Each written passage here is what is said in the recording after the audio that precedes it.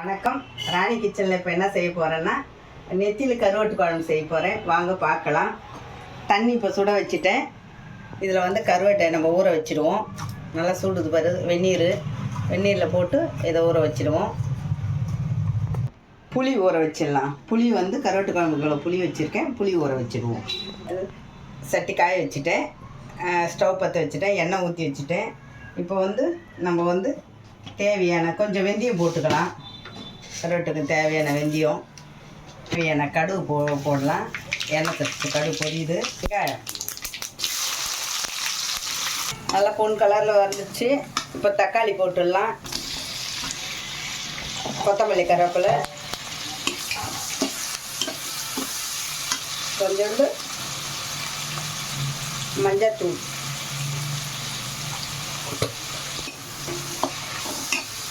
தேவையான உப்பு. இப்போ வந்து தேவையான மிளகாத்தூள் போட்டுக்கலாம். காரம் உங்களுக்கு எவ்வளோ தேவையோ. நெத்திலி கருவாட்டு குழம்பு.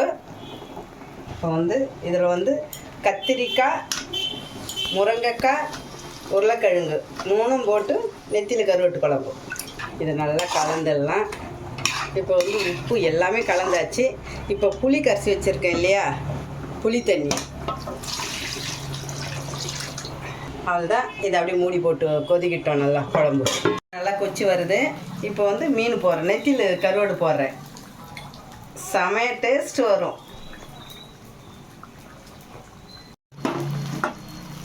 நெத்திலி கருவாட்டு குழம்பு ரெடி ஆயிடுச்சு. பாருங்கள், என்ன சூப்பராக இருக்குது. செமையாக இருக்கும்.